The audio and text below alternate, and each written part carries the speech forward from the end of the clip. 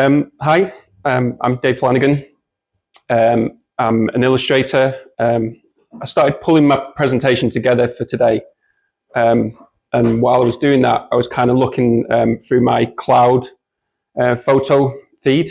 And as I was looking through for old work and things that I could pull into this, I realized how many random things I have in my photo feed. And as an illustrator, illustrators in the room probably know you have the most random things in your feed, from inspiration to things that you've seen to poses and things that you've done to create illustrations. And I just realized how random it was. So I've actually changed my presentation a bit over the past few days because I thought I'll base it on being random. One of the things is I'm an illustrator, but I'm mostly an illustrator in the sports and football field. I'll explain how I got to that point. But a random thing that I found when I was doing my research was that, has anyone ever found themselves on Google Maps? Yeah. Well, I found myself on Google Maps, and one of the things is I'm a big Man City fan, and I used to be a season ticket holder with my dad. And if you zoom into the Manchester City Stadium, you can actually go right by the pitch and go all around the pitch. And basically, the check shirt in the middle, that's me and my dad eating a pie. And I thought, well, that's quite random, is that me and my dad are eating a pie at City's ground. So you're sort of summing up two of my favourite things, football and pies. And then I realised that when I Googled myself where I live, which is in Eccleston near Chorley, if you zoom right into, this is my old house, not my new house, I'm sat there illustrating. So I'm actually on Google Maps illustrating, watching football and eating pies. I thought that was quite random.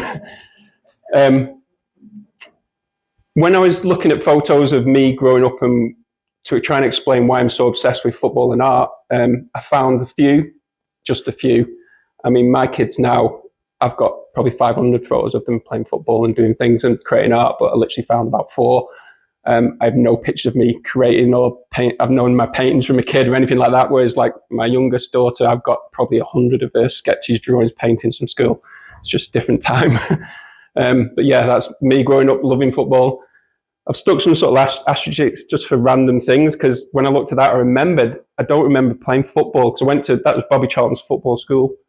I don't actually remember playing football, kicking a ball, but Bobby Charlton, who won the World Cup in 1966, gave a challenge to us, and he lost the challenge, and I got to stand on his back while he did press-ups. And I remember it because, I don't know if you know Bobby Charlton, but he's completely bald except for he grows a longer hair. So his hair was blowing while I was stood on him doing press-ups, so I stood on a World Cup footballers. Again, it's just random stuff that I thought I'll shove in. When I was at school, primary school, high school, just absolutely loved art and playing football. So when it comes going to choosing college, I told my parents I wanted to do art, and my mum says, "You're not doing art, there's no money in it." And I was like, okay, I want money. So basically said, "What else are you good at?" And I said, "I've got an A in graphic design." So she said, "Well, go and do graphic design." So I got in at Preston College. It actually isn't there anymore, the Moore Park thing, but it was the best time ever that I ever had. I think mainly, my eldest daughter's in college now, and she isn't enjoying it as much, but she's kind of doing A-levels where she's spread out, so she's going to different classes. We were in one room, just graphic design students, all hanging around together, doing everything together, not split up, not going anywhere else. And I had the best 2 years of my life, obviously leaving school and drinking, all different things. I absolutely loved it. And just being at that building around artists, graphic designers, musicians, dancers, it just blew my mind as to what I could maybe go on and be. Well, when I went on to do an HND at Bolton, 2 years left. They didn't give me much advice on what to do when I left.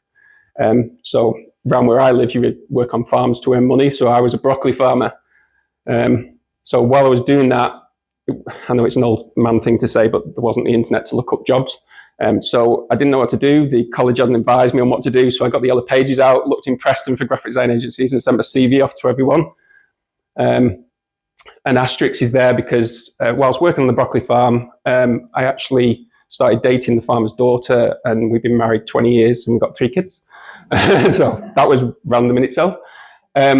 So I applied to 5 agencies in Preston, and they all got back to me, and 4 of them really didn't go well. And then the last one was for an agency called, well, at the time it was called The Point, but it's now called Forepoint in Preston. Brilliant agency. The guy who started the agency is actually a lecturer here at Preston, graphic design lecturer, Simon Bailey. Some of you might know him. And he basically took some of his best students and took them off and created an agency in Preston.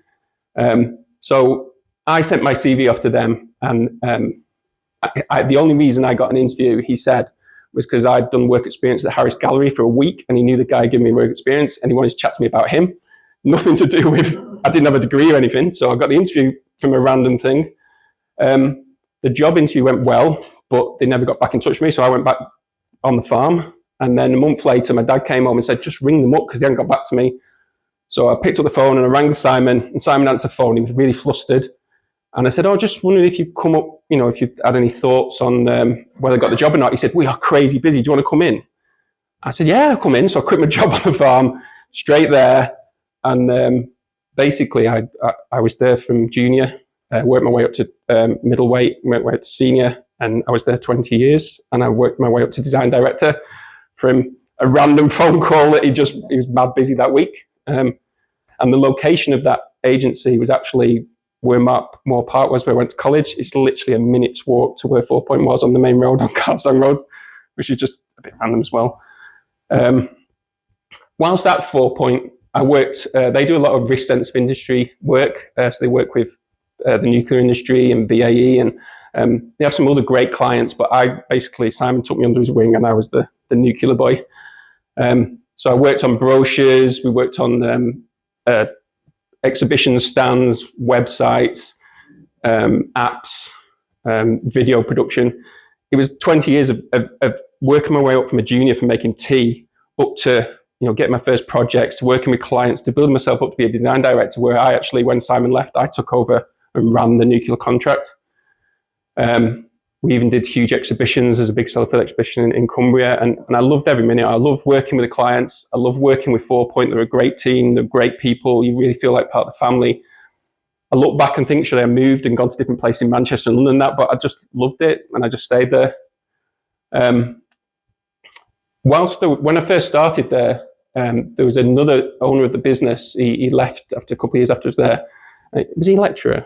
Yeah, so Martin was a lecturer here at Preston. And basically what I used to do is I used to come in, and Martin would have a big drawing board in the office, and he would just be drawing, illustrating all day. And he was just amazing. This is his style. And he would, if you said to him, draw a monkey playing a banjo on a unicycle, he'd knock it up and give it you, and it'd be amazing. It'd just look amazing. So I never thought of, even though I really enjoyed art at college, I never thought to myself, I could do that. So I never thought of myself as an illustrator. And he's amazing. I mean, he does things for kids' talks, and he writes and illustrates his own books and everything. So I thought, I can't do that. The other thing that, one of my first responsibilities at Forepoint, the first job I was given, was to look after their Heinemann books. And what I had to do was, you would get a brief from Heinemann saying, we've got a book for Tales with a Twist, and we want a wave on the cover. So I had to, and again, before the internet, sounding old again, we had contact books. Do they still have contact books? Basically, they were huge books with illustrators in, and you'd have to just sit there and go through them and put Post-it notes to the ones that you think would fit, scan them in, send them to the client, and they would go, yeah, that illustrator. I'd ring the illustrator, commission them, and say, we want a painterly style of a wave. They'd paint it, send me the actual thing to be scanned, and then we put it in and a design type. I couldn't do that. I thought, I'm not an illustrator, because I can't do what Martin does, and I definitely can't do painting and send it in and all those things. So I never thought of myself as an illustrator. But that kind of started to change halfway through being at Forepoint. Is more of this style of illustration, specifically Jason Brooks. I don't know if anyone knows Jason Brooks' Head Candy illustrations. This kind of work was coming out, and it was sort of everywhere. And I just thought, well, I can do that. I could do that. And it's not having to do a painting of something or whatever it is. It could be, because I used Illustrator and I used Photoshop, I could actually illustrate someone in those poses doing those things. It doesn't have to be on a children's book cover and things like that. So this kind of inspired me to actually, maybe in my spare time, I could start doing this sort of stuff. So these are just a few random things, but I started sort of creating character designs, thinking a bit like the Martin style, where I had to come up with this style of doing cartoon figures for kids' book. Because illustration to me was always kind of that childlike thing. So I was trying to do things that might fit in for that. And I kept trying to develop my style at home with my own mat. And the asterisk on the Shakespeare character was because I basically started selling these on like Getty thing. I thought, oh, you make about 2p a post, whatever it is. I stopped doing it after a while. But I had that online, and then this is another random thing came up in my photo feed. Twitter launched for Shakespeare Day, their emoji for Twitter, and it was unveiled by Sir Patrick Stewart, and it was that. And it was like, I'm thinking, that is way too close, isn't it? That they launched this big thing, and that's same. Anyway, sorry. So I started to sort of combine my two loves, which is football and illustration, and decided to illustrate my favourite footballer, which is David Silva. I don't think that's particularly good. It's just something I'm experimenting with. But everything I was experimenting with, I was trying to get online because it was the time when Twitter was taking off, Instagram was taking off. So I actually put this on Flickr, which a lot of you won't know what that is, but it was kind of like a photo library sort of social media site. And I put that on there. And not long after, an agency in Manchester called, probably heard of, called Love, they got in touch and they commissioned me to work with Man City to illustrate the whole squad. Well, I'm a City fan, so like my first commission in illustration, football illustration, again, quite random that they found it on Flickr and then they did this, is I then was commissioned to, like, the players signed their illustrations. There's a video of that. They were in the program bits. They were on the walls in the stadium and stuff. So me and my dad were going and like standing next to it. Like, so it's the most random thing ever. To the point where they actually interviewed me at the stadium for City TV, which was just absolutely blew my mind. So I didn't really want to do that style, and that was something I experimented with. And so I wanted to do all the things. So I kept trying different things, and trying to get noticed. And basically, another random thing is the Messi illustration, showing Mercy. When I was looking through my feed, I remembered that I'd done that and I put it in. And then I remembered that I hadn't done much with it because I didn't really like it. But I also remembered a guy got it tattooed on himself, which I didn't like it. It was like one of those things I put out and thought, I'll put this out and see if anyone likes it. Thought might work from Barcelona. I didn't, but someone who works for Barcelona got it tattooed on, which is crazy, isn't it? And I didn't like it. But Arsenal actually saw my work online and got in touch, and they said, we really like what you've done with City, and we really like some of the other stuff we've seen on your website and online. Do you mind working with us? And I said, that'd be great. Bearing in mind, this is all whilst I'm doing a full-time job at Forepoint. I'm a design director, which is quite intensive. And then I said, well, what do you want? And they said, we want just different content. Just come up with use any style you want, experiment on our dime, basically. We'll pay you to come up with content. So I just did. Sometimes it had texture, sometimes it was drawn, sometimes it was vector, sometimes it was simple, sometimes it was more. But I found that rather than having one style and actually knuckling down just doing that all the time, which I'd get bored at, and there's nothing wrong with having one style, it's just the way I work, is I just love doing something new and doing something fresh. And that's what Arsenal, they were paying me to do it.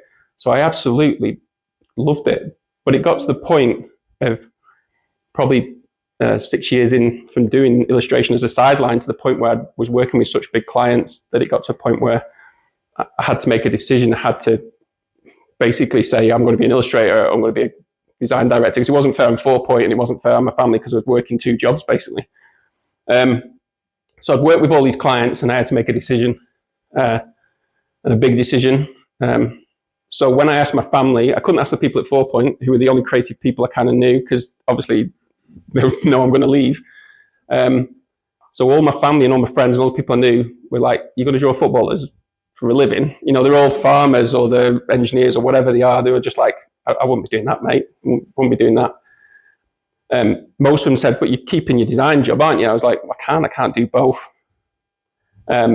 I have one relative who lives in London who was in the creative field once, and he's my one guy who I'd ask questions to. And when I told him, he just went, no money in illustration. And I went, okay. And then I went home. I thought, well, that's great, good advice. My wife basically says, pick one or the other. She didn't mind which one. She just wanted me to pick one or the other because I couldn't be doing both. My best mate, Mark, he's been my best mate since we were kids. He said, go for it. He was the only one who said, go for it. The problem is with my mate, Mark, is he believes that the pyramids were built by the aliens. He actually believes the world's flat and will argue you. If he's drunk, he will argue till you cry. And he once showed me a video where Justin Bieber blinks sideways and believes he's an alien. But he's a mate, he's a mate. So he was best man at my wedding and everything. But he's a complete nutter. So I had to basically make a decision on leaving Forepoint, and I decided that I was going to leave. And I'd just like to say, I've not gone in depth into what I did at Forepoint, and it would be really interesting. It's a great place to work for, and I've worked there for 20 years on some amazing projects. But these are the things that I took for it on my journey through Forepoint. Always deliver. Now, I don't mean always deliver as in if you can't, always deliver, kill yourself. What I mean is always deliver. If you promise the client something, deliver it. If you can't deliver it, tell the client why you can't deliver it. Explain to them the process that we're going through to deliver it, but always deliver it. Because if you don't, it can mean losing the client or the client losing trust in you. And I've taken that through to my illustration is that if the client's asked me to do something they want to spend time, I'll deliver it. And if I can't deliver it, I'm straight away the earliest point I can say I can't deliver it because of this, this, and this, but always deliver, or you lose that trust. I know it's an anti-Burrell thing, but it's be nice and work hard. Be nice to everyone, clients especially. There'll be times when a client will say something and you want to just literally strangle them, but just be nice, be professional. The moment that you're arsey with them, the moment that you just basically make them feel bad about what they're giving you, it's over, the trust is gone, they won't want to work with you. I've worked with so many clients who are, I'm not going to say it because I don't want to fight with clients, but basically I've worked with some really rough clients, but you always act nice, you always be professional, and you always explain why you can't do it or why something's not right, but then ultimately you be nice to the client. Even if they sack you off and they don't want to work with you again, be nice with that client and work hard. Just work hard at what you're doing. I don't mean kill yourself doing it, but just work hard at whatever you do, put all your time in. It's a really silly thing, but the one thing I learned from Forepoint is asking stupid questions. You'll be in a meeting, you'll be in a briefing session, and you'll be thinking, oh God, I didn't ask that thing, or should I be asking this? Because if I do, I sound really stupid because maybe I've not been listening for 5 minutes, whatever it is. And honestly, the thing I found was the briefs that I was in, as I got through my 20 years, the briefs that I was sat in, when I didn't ask the questions, I got back and went, oh my God, and people going, well, what do they mean about that? And I should have asked that, I should have. Just if you think this is a really stupid question, just put your hand up and say, I'm going to ask you a really stupid question. Do you mind answering it? And honestly, you get the best briefs and you get the best results from actually asking the stupid questions. Learn all aspects of the job. So when I worked at Forepoint, I started off making brews and taking the post, but by the end of it, I could do artworking. I could go to the printers. I could do printmaking. I could illustrate. I could do typography. I could do brochures. I could do websites. I could do everything. I'm not saying I was great at everything, but I could do everything. And everything that I've worked on and the projects that I asked to work on, I've taken through to illustration. There's things like knowing RGB, CMYK differences, knowing how to save a PDF out, how to save Illustrator files for a client, how to make sure Photoshop files, when you're creating your whole artwork, that it's not 10 centimeters wide and you want to put it on a billboard. It's all these things that you learn that you'll take forward. So always learn, always ask questions to people you work with. Back up. Like, I can't just keep backing up. It's crazy. The amount of times that, I nearly lost my job at Forepoint once because I hadn't backed something up. In fact, I'd overwritten it and I was going on holiday that day. So I nearly got sacked because I basically overwrote something and left everyone else to deal with it. But yeah, back up, because it's just easier to do that than to lose work and have to do it again. And an Apple Mac Pro. So the reason I put that in, I didn't really take an Apple Mac Pro, but I know that Neil and that lot will be watching it and they might go, he took an Apple Mac Pro when he left. So I quite like the idea of that. So for my illustration career going forwards, I've basically, because I'm on the theme of random, I've picked 5 random projects. I did have 10, but I thought it might go on a bit too long. So I picked 5 random projects. I'd love to tell you that I'm an ideas man. And at Preston Uni on a graphic design course, I would have loved to have been on this course. I would have loved to have done the things that everyone who studied here told me what they've done. It sounds amazing. My courses weren't quite like that. It was more industry based. It was less about ideas. It was more about production. When I got to Forepoint, I did learn a lot about ideas and how to bring forward ideas, but I would say I'm quite a visual person rather than an ideas person, but I'd love to be as clever as some of you guys. So some of the random things that have happened to me over the years, one is CNN, so nothing to do with football. Basically, I was creating different styles and experimenting with different things. And basically, one of the things that I really liked, it's one of those things when you're in church or you're at christening or whatever you're at, and I always just stare at the stained glass windows. I stare at them, and I think it's because it's like a visual thing to look at, while everything else is quite. I'm not going to say boring. That's not right. I'll go to hell. So I decided to maybe could you get these icons of football and make them into these stained glass designs? And I started doing it, and because of the graphic nature of it, I just absolutely loved it. And I did about 4 or 5, and these are my 2 favorites. Especially when my favorite footballers and things. And I just thought how you could bring badge elements into it and all that sort of portraiture stuff. So basically, I got an email from CNN in New York, and they basically said, "Oh, we're working on a story about Donald Trump." It was when he was first coming into power, and they were saying that they're trying to show how he says he's very religious and he goes to church a lot, and we're trying to sort of say, "No, you didn't." So we were wondering if you'd be able to create a stained glass design for us of Donald Trump. And I said, of course I can. But I said, how the hell have you heard about me? You're in New York in a CNN meeting talking about a news article, and I'm in Chorley, sat at my desk. And he said, basically, one of the guys was a massive football fan, and he collects football art, and he'd seen my work online. So he just went, 2 things together, I'll get in touch with this guy. And I ended up working on an illustration of Donald Trump for CNN, for a story that went out on CNN Politics and stuff, which is if you're talking about random, I think that's one of my most random stories. I'm not a Donald Trump fan. I'm not a Donald Trump fan, but I did that, the opposite of a Donald Trump fan.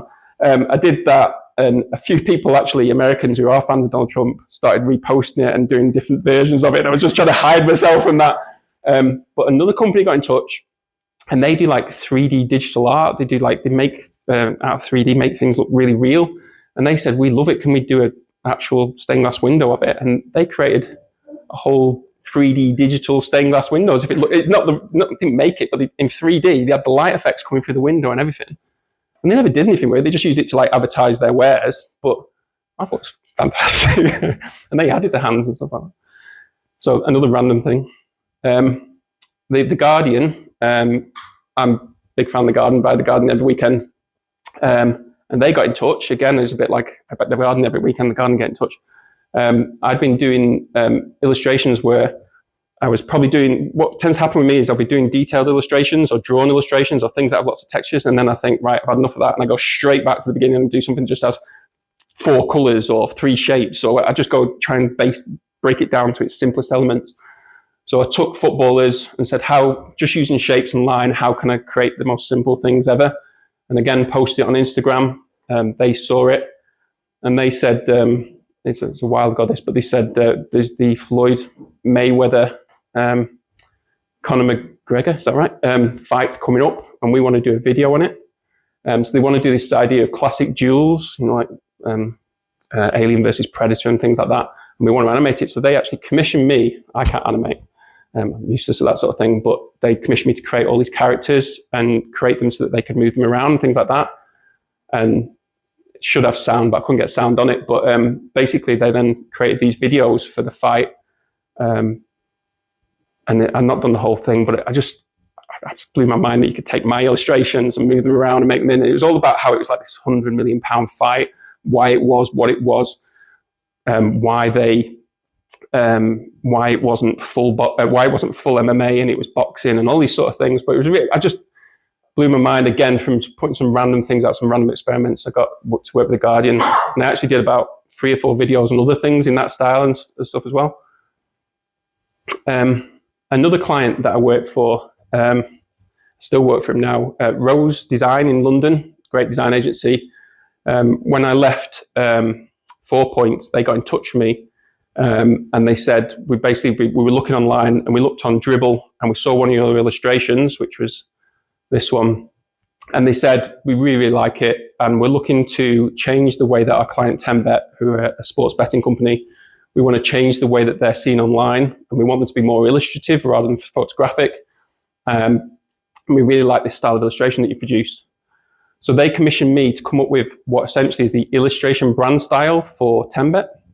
So everything that they produce will be from my style of illustration, which getting crazy from one illustration that they found in Dribble, which I don't even post things on Dribble really. I think I was just trying to get on Dribble because you have to get invited, do you? Can't remember. So each illustration that I created, which was sets of footballers and sports people, I would create these layered files. And the reason I'd create these layered files in Vector and Illustrator was because so you could change elements of it. So when they posted content, essentially they could change the kit and the hair and the beard, and they then can create different content from one illustration. So for one illustration, that layered file can be changed to all of these different things. So when they've got Man United play Man City, it'd be red and blue. And when it's a sportsman baseball, he can have a beard or he can have a cat. So it's a lot of work. But what it ended up being was an amazing project for me, because all of my experience at Forepoint, all those days of artwork and stuff and bringing stuff together and getting points into the correct places, this all came into play because it had to be, when you switch layers on and off, it all created different content. And I just loved it. And basically they then take that and put that into their social media content. So all the time they're throwing things out and they just drop it, place it in. They've actually started, I didn't manage to put it in this, but they actually started animating it all now. So I've been taking the same files that I created originally and making them so all the limbs are separate, which has taken me ages, but then now they animate them. And I've been working with them for now 7 years. And I know it sounds daft, but they literally give me a brief a day, 5 days a week, literally a brief a day. It's like, they send me a brief in the morning, I look at it, and then I basically, so here's just random things that I've created for them over the years. So they'll send a thing and say, we want a guy jumping up in a Hawaiian shirt. I send them a quick visual back. They say, that's great. By the afternoon, I've artworked it and sent it. And then there's times when I'm too busy and I have to say, look, I can't do Wednesday or something like that. But it's led up to me working on, so from one random Dribble illustration, it's led up to me working on 955 projects for that client, which is like, absolutely crazy. And it's the most random stuff, like it's all to do with betting and gambling and, the betting chips of this, that, and the other, trophies of this. But it's the reason I put this in is because when I said before about Martin Chatterton coming in and drawing a monkey and playing a banjo on a thing, I never thought I could do that. But every day I get a brief that says, can you do that, or something really random, and now I don't even fear it. I've literally done that many that I just go, right, and I crack on and do it. So at the beginning it was really scary. Now they send me they want a tree with things in, or I just do it. And it's crazy how I didn't have that knowledge or experience. I didn't think I could do it, and now I do it nearly every day. Also looking through my feed, because I've got to rattle them out during the day, I realised that there's so many photos of me in the weirdest actual position. These are some. I do a lot of illustrations. They have this theme where it's fingers playing football or fingers playing tennis, which is a bit dodgy to me, but but the amount of pictures in my feed of my fingers doing sports, which looks, when you go for the feed, looks really dodgy. And so there's all these crazy pictures of me in all these poses, and this is just like a small element of my feed. A project that I worked on during COVID, my work started I wasn't getting as much work, and because of COVID, I started to panic because I thought no one needs a football illustrator, because no one does during COVID.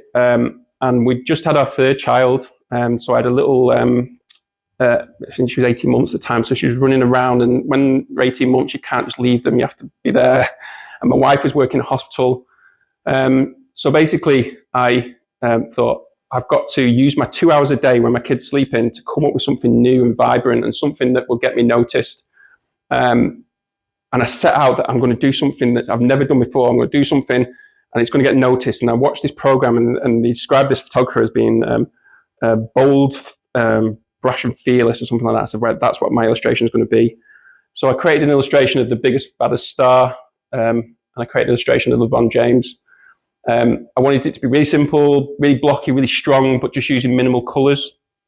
So I created this illustration, and then I thought, I don't want to just post it out, I want to make it kind of special. So I mocked it up as an iCard, and I thought I might get sued, but who cares? I mean, COVID, we might all perish or something. But basically, I put it out on social media, and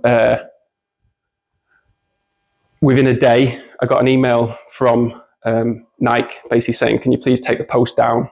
And the reason is we want to work with you on a project.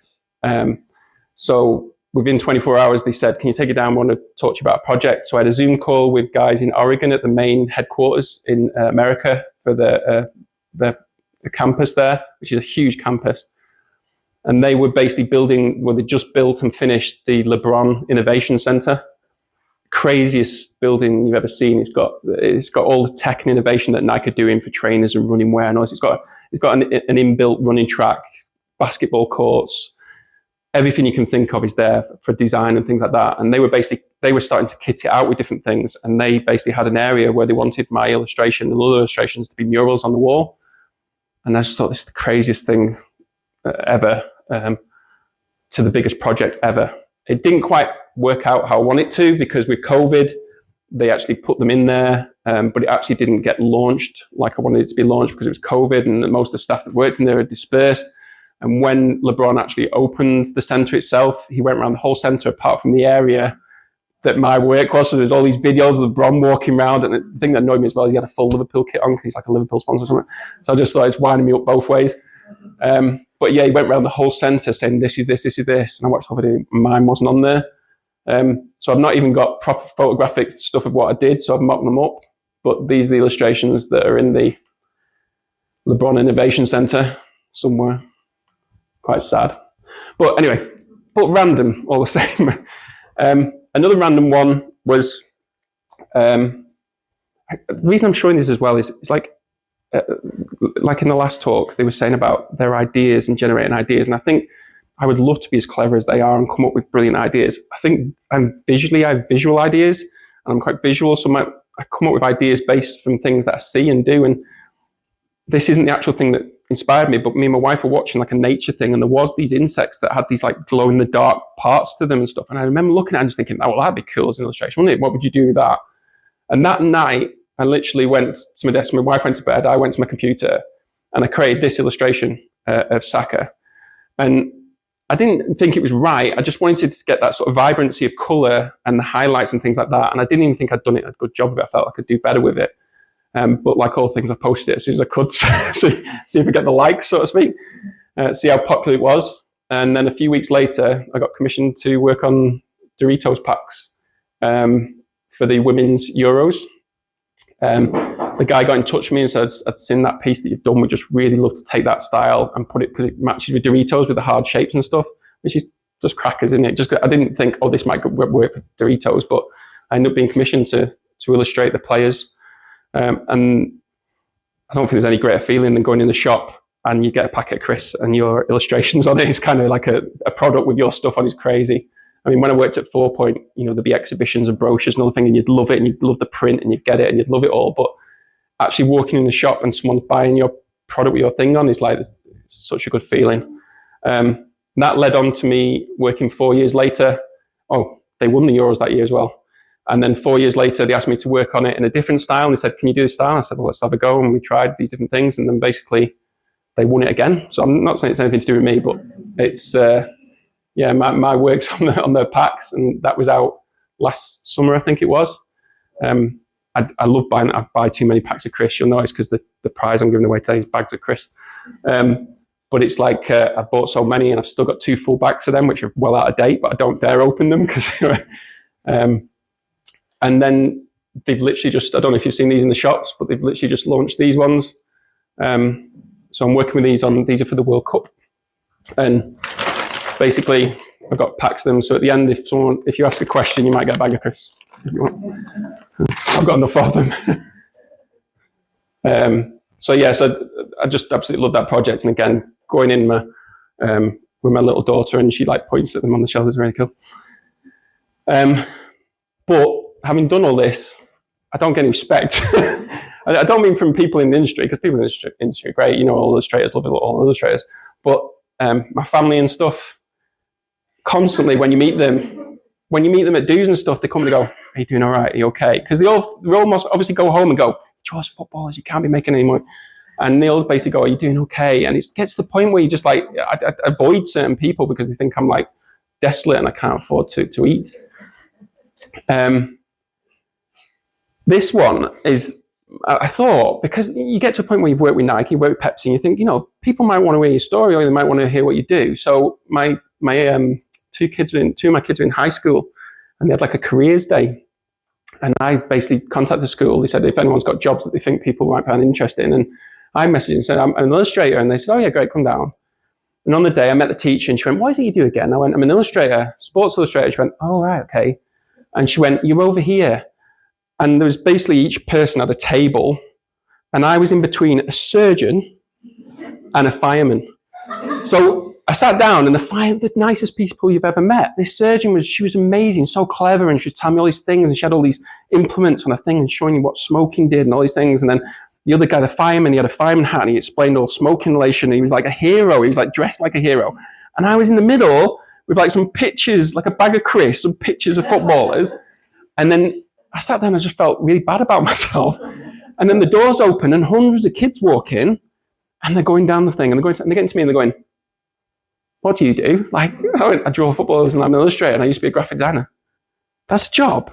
And then they go to the fireman and they'd be like, oh yeah, you're a fireman. You know, like, so I didn't get respect from my own kids. Completely avoided me. I didn't tell them I was going, and they walked in and went, and then just went that way. I basically, one of the best projects that I've ever worked on is that I worked on the intro sequence to the Euros tournament for the BBC. So I fully illustrated all the players, and they animated it, and it was part of the intro sequence. And they launched it, and then they basically said that the tournament starts at this date. So I got my whole family into the room, and it was coming on the TV, and it was like, you know what BBC do? They do BBC ident, and then it goes, the Euros. And then it was like my animation, and I'm sat there like, and all my kids there and everything. And my kid literally went, do we have to watch the whole thing? Like, this is my like FA Cup moment. This is my World Cup win moment. And my kids were saying, do I have to watch the whole thing? And like Gary Lineker came on at the end, and it was just like my dream scenario, which Gary Lineker saying, and welcome to the Euros. And my kids were just left the room. So I can't get any respect. I took these crisps. I took these crisps at Christmas to my father-in-law and their family. And I did a big thing of going on my packs, and they went, oh yeah, look at that, and all this sort of stuff. And then we had Christmas dinner and everything. And then I went in the kitchen. My father was always making a brew. And I went, hey Stan, what do you think? He went, a bit spicy for me, to be honest. I was like, kind of even from my father-in-law. In the industry, and I'm going to go on at the end about my things that I'll never do, but I know as an illustrator, and there's lots of illustrators in the room, that I won't be an illustrator as such. You know, like I'm a football illustrator, and some people like I don't do things that normal illustrators do, possibly. But within my field, I feel like I should maybe get some respect in terms of the football field. So 442 magazine released the world's greatest football illustrators and did a whole 3-page double spread on it, and I wasn't featured. So there was like about 30 illustrators, football illustrators from Britain, and I wasn't illustrating. I was just like, okay, so I'll never work with them. So yeah, I just can't get any respect. This is to the point where one of my biggest things that I wanted to work on is you know, when you go to a football stadium, they have they're called tifos, where they go over the crowd. So it's a whole artwork that covers like the whole crowd sort of thing. So City legend passed away, and Man City asked me if I'd create an illustration of that player to go as one of those. So they gave me tickets. So me and my son's not really a football fan, but he came with me, and I stood there and I was like, it's going to happen in a minute. They're going to really, you know, because they unveiled it over the fans and stuff. And I'm videoing it. I'm going, this is so amazing like this. And I'm like, I've got a tifo over the thing. And as soon as it went down like that, it disappeared. It literally, like, they just like let go of it, and it goes away, and they wrap it up and take it away. So it doesn't last the whole match. It just lasted that. And I just said to my lad, I went, that was amazing, wasn't it? And he went, what was? And I went, my tifo. And he went, what tifo? I went, the big banner. He didn't see it. He didn't look at it. I took him to the game. I have an illustration journey I've talked about, but my real illustration journey is this one. This is where I really feel like an illustrator. This is really where I feel like an illustrator's illustrator. That sounds daft. These aren't like random things I posted out. These are times where I've actually had to illustrate. When I was a kid growing up my dad was from Manchester, and he used to live right by Main Road in Manchester, Moss Side. And he used to go to all the games. He actually knew people who worked at the ground. He used to get to play there and all sorts of things. And he had this collection from when he was a kid in the 60s and 70s of all these programs. They're not actually his. This is the image I found online. And he had like hundreds of these programs that my gran, his mother, had collected and saved. So when I used to go to Manchester to see my grandparents, the first thing I did was get the box of programs out. I used to put them all out and lay them all out and go through them because I absolutely loved them because they were all different styles and things, and graphically the typography, but also there's little illustrations and there's photos, and even though they're from the 16s, 17s, I loved them. And eventually when my gran passed away, and I said to my gran, like, can I have them? And he said, yeah. So I took the boxes and I took them home with Dad, and I put them on my bed. I had two boxes full of these programs, and they were just everything to me. Dad got remarried, and my stepmother, who's a lovely lady, chucked them all, which I was obsessed with these things, and these got chucked. But I've always had that passion for programs, and I've always felt that when you go to a match, it's that printed design thing that I can relate to, and I love to read and look at them during the game. So when I left Forepoint, another client that got in touch was Brentford. Basically, they just made it into the Championship. I think they're going into the Premier League, and they'd seen some of the work that I'd done for Arsenal and things in the past. And they got in touch and said, we'd really like to do something different with our programs, with the covers. And would you like to work with us? And I was like, yeah, of course I would. So they invited me down to the ground, and I went and had meetings with them. And this is the first time I felt like I was taking what I'd learned as a 20 years as a design director, because I loved being in meetings and presenting to clients, and I loved having that relationship with clients. I had that back, and I was like, they were going, what ideas can we have? I was going, this, they do these things, and showing them all this work and stuff. And they were saying, oh, well, maybe we'll do this, maybe we'll do that. And one of the things they said, well, what do you think we should do for this season? I said, let's do everything. Let's do anything. Let's make every cover different, and we'll just do a different theme each time. So they went along with that, and I created basically a different illustration style and image for every cover.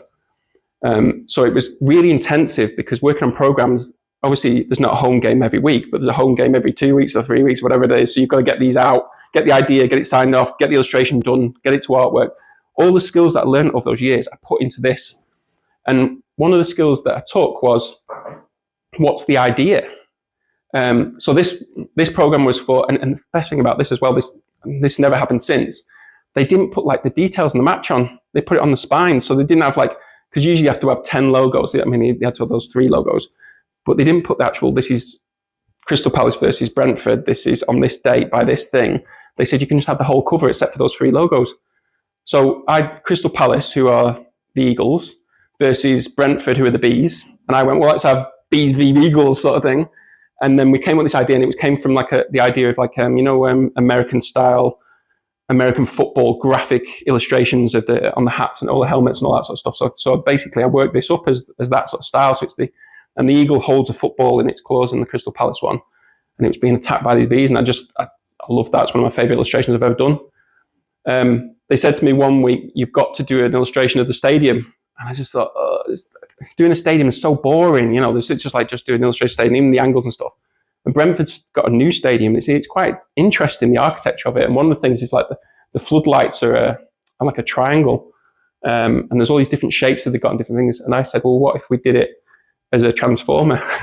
And they went, yeah, that'd be great. So I basically got to sketch and design a transformer from their stadium and use all the elements and build it up as a transformer. And then they did it as a kid's special, and there was a big poster in it that kids could have. So rather than just being a picture of the stadium, so what, which I've done tons of times, we actually did a stadium robot. And then they wanted a Christmas one, and they said what we could do. And this is where I was because I'm used to being at Forepoint, because every year it'd be oh, we've got to come up with a Christmas card for Forepoint, and you have to come up with 50 ideas, and then everyone would go through which one. And I came up with loads of ideas for this, but this is the one that I came up with, which was basically wrapping paper. So I thought that the red and white scarf at Brentford, because they play in red and white, would make a really nice candy cane, but like a scarf. And then the floodlights, the triangles, like a little Christmas tree. And then it just, then putting it together, came to be I didn't want the ribbon. They wanted the ribbon. I didn't want the ribbon. But I just really enjoyed working on those projects. So then I get the call then the next season to say, well, we want to do it again, but we don't want to do that. What can we do? And they went, we want to do things based on story. So the idea being that this is the game that happened last week, and we want to tell a bit about it. And I was like, oh, crikey, that's really stressful to do that. And they said, how can we do it? And I said, oh, a really great way might be do a graphic novel style, which I've never done. And he said, oh, we love the idea of that. So I got to design the panel, because they actually had to have the match details on it. So as a graphic designer, I got to designed the panel for that, which I was quite happy with because you could move it around and stuff. And then I had to learn how to do graphic novel illustration, which I loved it. Some of my favourite ones, like they actually beat Man City and the crowd went absolutely crazy and they wanted to like depict that. And I don't know what it is, but I love illustrating crowds. I love illustrating like chaos, and that was my favourite one that we'd done that season. It's just that the idea of just completely going crazy. They wanted to show that there's this amazing pass that this player had done in the last game where they'd gone on to win it, and they said, "How can we illustrate that pass?" And I went, "I'll have a go." And it was just, he'd hit it so that it just went over the defender's head. It literally just, and I just, how can you show that? And I just thought, just having that line and stuff. Again, it's kind of like the stadium and everything. It's just, I was doing something that I'd never done before, but it's like, I was doing it. And then the rest were kind of this kind of graphic novel style where they were broken up. So you could even have little captions to say, this happened, that happened in the game. And to the point where, Match of the Day got in touch, it's like Match of the Day. Match of the Day X got in touch and said, can we interview you about the programme covers? So that was great. And I went to Brentford's ground and this lovely lady turned up and camera crew and everything. So we're going to interview you about the programmes. And then we're going to invite the footballer in and you're going to illustrate him. I went, what? Like I work on a computer. Like I don't do much drawing. And they basically said, yeah, he's going to come in and you're going to sit there and draw him. And she says, I'm going to draw him too in a funny way because I can't draw. And I went, but I've got to draw him. I was absolutely panicking because we're filming. It wasn't like, and the football was only staying for like 20 minutes. These guys have got to go where they've got to go to. And she interviewed me for probably about half an hour. And in the clip that they used, there was probably about 30 seconds of whatever I'd said. So I've said all this stuff and they only used about 30 seconds. Then they bring the footballer in and I've got to illustrate him. And I've never been so scared in my life. And that's what I came up with, which I thought, he's got a beard. I thought I did all right. And when they revealed them, we had to reveal them, and she revealed hers, and I revealed mine. And he went, "Whoa!" Like as if it was terrible, but luckily he was meaning hers, not mine. So he was quite impressed. And then another season, they said to us, "We want to do something completely different again, but we want to highlight a player each time." And they said, "But can we make it so that all the covers connect? And how can we do that?" And they said, we want it so at the end of the season that they all line up so you can put them all together so it makes people buy them. A lot of the times what I've done as well is I've created illustrations for the spines. So what they do is they try and get everyone to buy the program so when you put all the spines together, it shows like a thing. But they wanted to do this. And this, again, all my artwork and experience from Forepoint came into this. So basically, cheesy music. I don't get many likes on social media and stuff like that. This video got 10,000 likes, which for me, like most I've ever got is probably 2,000. That was for the Nike stuff. But I had to illustrate a different player each time in the away kits and all sorts of things. And when there was like a Remembrance Day, they wanted a Remembrance Day. When it was rainbow laces, I thought that was quite nice. They sort of twirled and then went back. Christmas, African Cup of Nations, things like that. So they all had different themes, but it all connected as one flowing thing throughout the whole season. And it was really stressful getting it all to fit and work. But I'm just really proud of how it all sort of turned out. And Crystal Palace saw that and they said, well, it's coming up to our 100 and something year of 100 years of Selhurst Park where they play.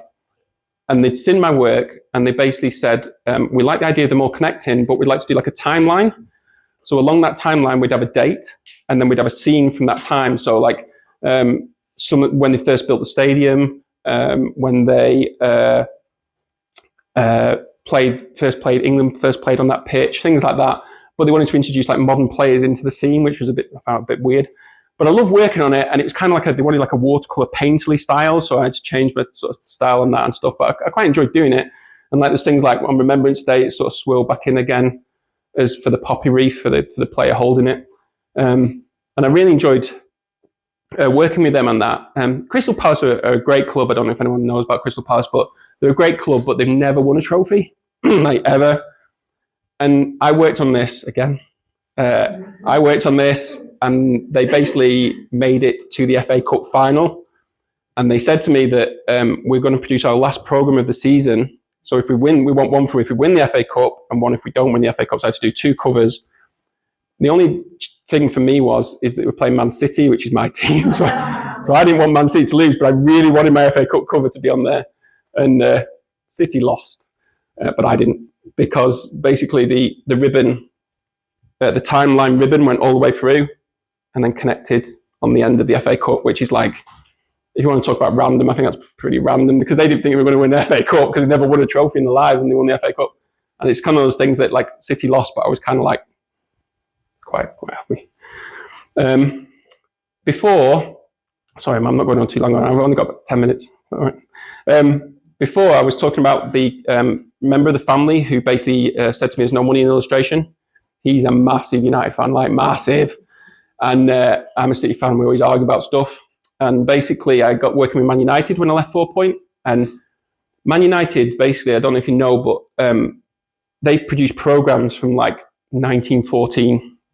And on the cover of most, if not all, there is a depiction, not of an actual player, but of a player shaking hands with a fan. And it's on the covers of all the old programs. And they basically got in touch and said, would you illustrate the player shaking hands with a fan for each of the covers? And I went, yeah, great, because it's such a historic thing. And when I was saying about my dad having all those programs before, I remembered it because my dad used to have United programs and he used to have the players shaking hands. So every couple of months or every month, whatever, they'd send me a brief saying, here's the fan, here's the player, can you illustrate that? And I'd illustrate it. And then I'd buy a copy of Man United program. And then they released a book called The United Review, which was all about their programs, because in 1910 was their first program on this evolution of the front cover. And the last one is my illustration on there. So basically, I bought the book and I wrapped it up and I put Post-it notes and I sent it to my relative in London and just put there's no money in illustration, and I just basically put that I'm part of United history. I was quite happy. You never got back to me. But and then I can't end the dream story without saying that I worked with City. So basically, Man City got in touch a few seasons ago, about 3 seasons ago, and said, we love your stuff, will you design our covers? And I went, of course I will.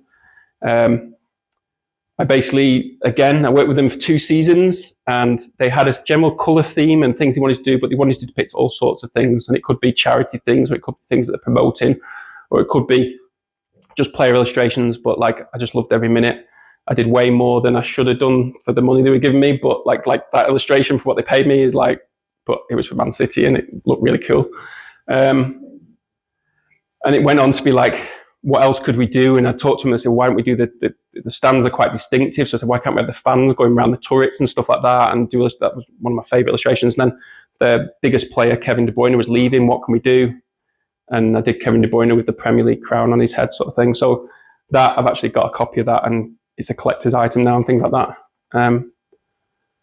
I try not to get emotional now, but I do. My dad passed away 3 years ago, and he used to go to the games with me. He was season ticket holders, and basically he never saw these. But I put him in the crowd.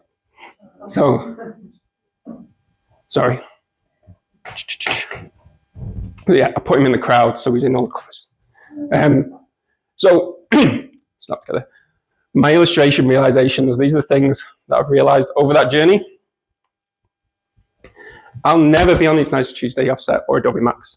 And I've watched them for so many years, and the amazing illustrators on there, the people are on there. I've come to terms, and it makes me feel better in myself. It's like therapy. I've come to terms that I'll never be on them because I'm not that sort of illustrator that will get on there. So I love watching them without thinking I should be on there. I've come to terms with it. I'm not an animator. I keep thinking I should be an animator. I should be animating these things. But if I wanted to do it, I'd have done it. And I can't bring myself to do it, so I'm not. So I leave it to animators who are amazing to animate, and I'll create whatever they need. But once, it sounds daft, but I'm not saying do these things. This is definitely just me. But as soon as I let go of some of these things, I slept better at night. I know it sounds daft. I'll not get an agent. I had this obsession when I first left. I need to get an agent, and agents are great. Agents are absolutely brilliant. But the one agent I sort of wanted was like Handsome Frank. You might have heard of Handsome Frank.